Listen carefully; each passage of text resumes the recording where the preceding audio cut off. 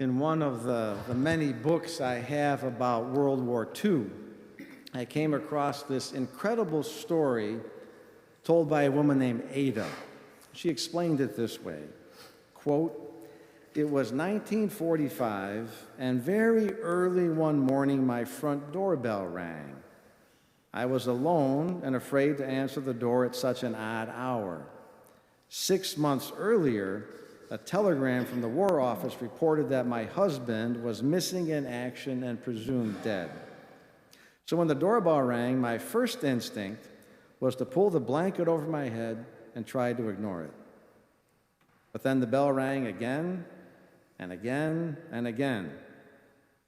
Finally," she writes, "I tiptoed downstairs, slipped the guard chain into place, and opened the door just a fraction. In that early morning gloom, the figure on the doorstep turned toward me and called me by name. It was my husband. And for a moment," she says, "my heart stood still." She goes on, "Ever since that day, so many years ago, Easter has had special meaning for me. I feel I've had a first-hand taste of the joy and unbelievable excitement the apostles must have experienced on that first Easter Sunday." An amazing story, a beautiful story. But of course, one major difference. On that first Easter Sunday, it wasn't simply someone who was unaccounted for and presumed dead who wasn't after all, but instead it was someone who had in fact suffered a horrific death and who had lain lifeless in a tomb for almost 3 days. But now here he was, standing in their midst, alive and glorious, and he didn't even need to ring a doorbell in order to get inside. No doubt, as Ada observed in her story, there had to be joy and excitement in the hearts of the apostles that day. But I've always felt that there must have been something else there too. After all, the last time that Jesus had seen these men, they were running away like a bunch of cowards and leaving him all alone. And their leader, Peter, swore 3 times he didn't even know Jesus. So given that, I think we can safely assume that the apostles must have also felt some guilt and shame and regret in their hearts at that moment too. But Jesus doesn't mention those feelings at all. There's not one word of recrimination from him, not one word of condemnation or reproach. Instead, he twice shares this incredible message, "Peace be with you. Peace be with you." For the apostles, those words weren't just a simple greeting. Those were words of absolution and forgiveness and mercy. Our gospel today, though, reminds us that Thomas wasn't there that day, and he was reluctant, to say the least, to take the word of the other apostles that Jesus had truly risen. He wanted to see for himself. And 1 week later, of course, as we heard, he got his wish. And Thomas' reaction is beautiful.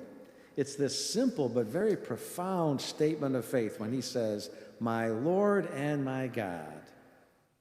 And Jesus responds by saying, "Blessed are those who have not seen me, as you're seeing me right now, Thomas, but have still believed." Of course, as you know, Jesus there is referring to you and me, to all of us. We weren't there that day. We didn't see him with our own 2 eyes like the apostles did, and yet centuries later, we still believe. And that means we are truly blessed, as Jesus says. We are truly blessed, of course, if we truly believe.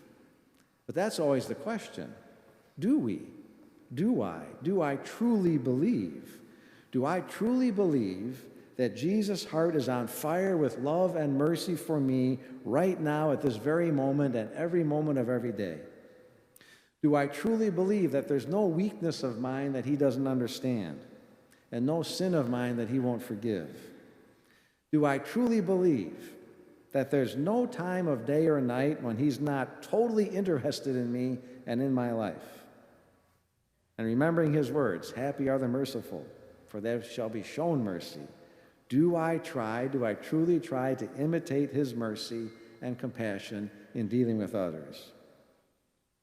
And finally, do I truly believe he's present in the Eucharist as food for my soul? Do I truly believe that he's present in reconciliation as forgiveness for my sins. And of course, do I act on that belief by going to confession at least once a year?